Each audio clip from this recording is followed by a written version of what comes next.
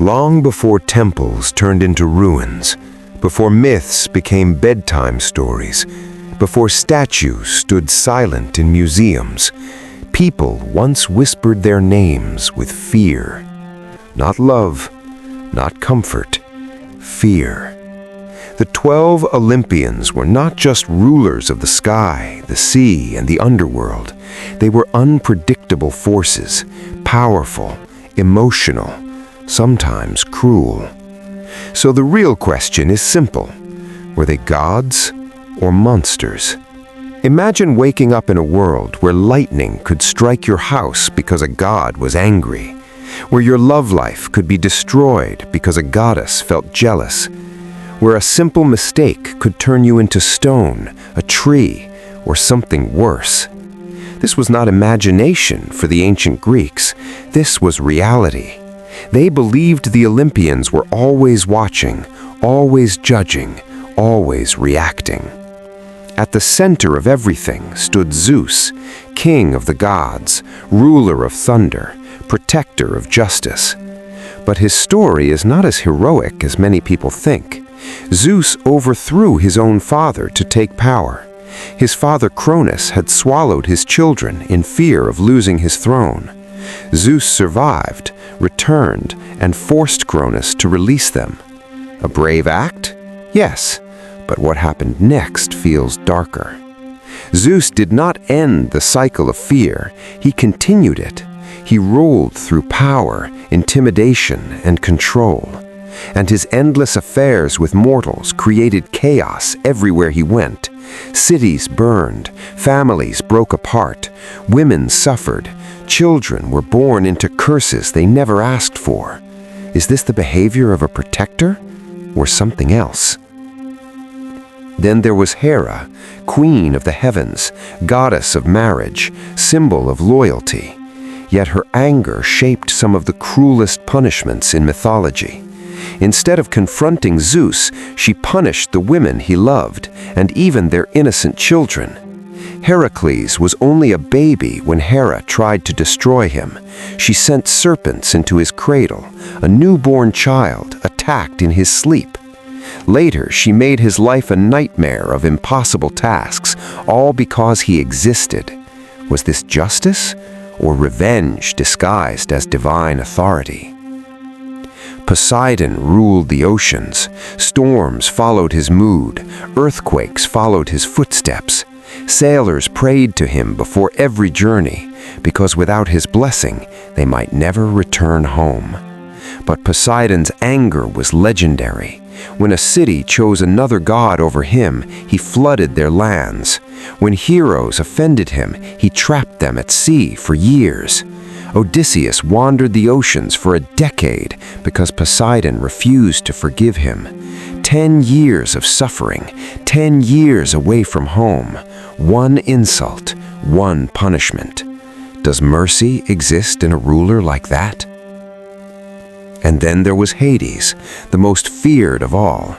Yet strangely, perhaps the most misunderstood. Hades ruled the underworld, not evil, not cruel, just unavoidable. He did not chase mortals, he did not interfere often, he simply waited. Everyone eventually came to him. But even his story hides something unsettling.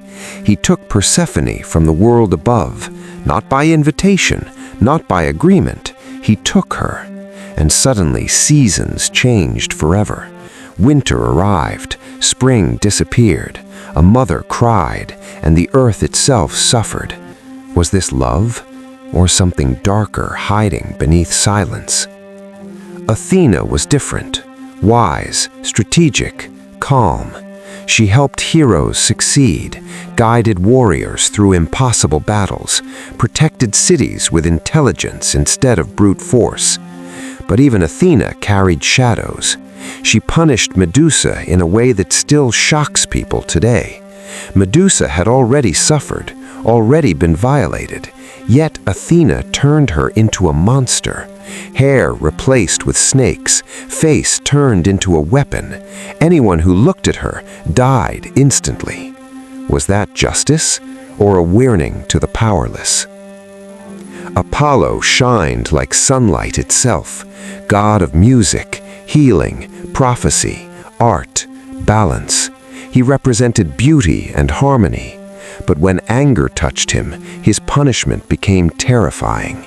He once sent a deadly plague across an entire army.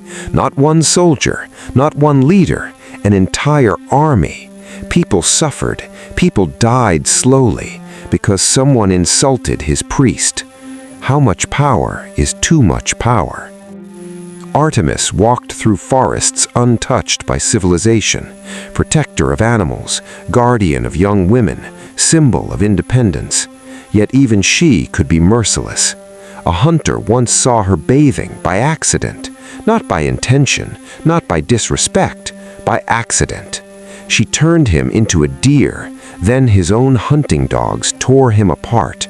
Imagine that moment, seeing your companions chase you, hearing them grow closer, knowing why, knowing who did it, and knowing you cannot stop it.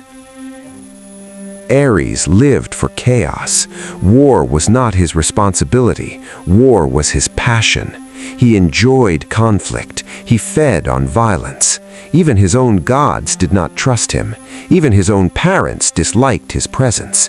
Where Athena fought with strategy, Ares fought with rage. Where Athena protected cities, Ares destroyed them.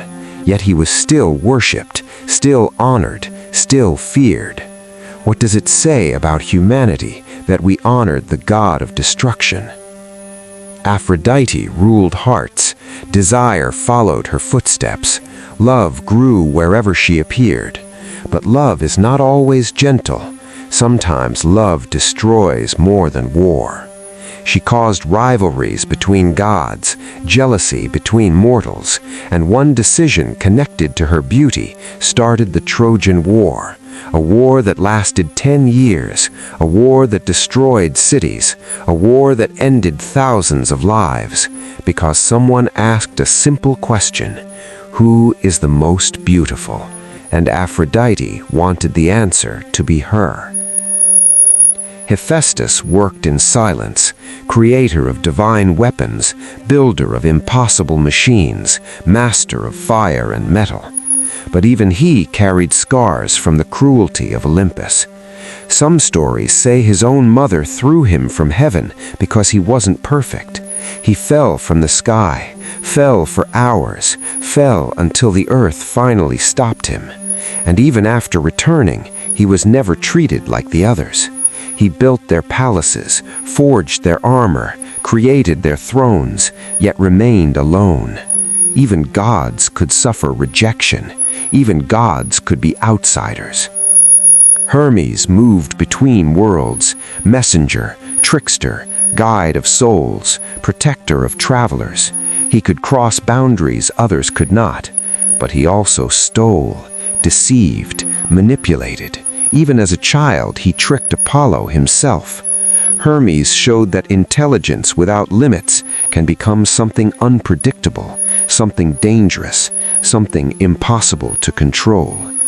And finally there was Demeter, mother of harvest, giver of grain, protector of life itself. Without her, civilization could not exist. But when her daughter disappeared, she let the world starve. Crops died, fields turned empty, people suffered everywhere, entire nations weakened, because one mother could not accept loss.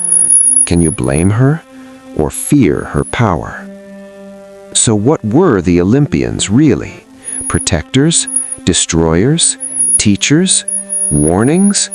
They created heroes, but they also created tragedies. They punished arrogance, but sometimes punished innocence. They inspired art, but they also inspired fear. Temples were built not only out of love, but out of survival. People prayed because they hoped to be protected, and because they were afraid not to pray. The truth is something ancient people understood better than we do today. The Olympians were never meant to be perfect. They were reflections of human emotion, human weakness, human ambition, human jealousy, human love, human anger. They showed what happens when power grows without limits, when emotions control decisions, when immortality removes consequences. Maybe that's why their stories still survive today. Not because they were flawless, but because they were familiar.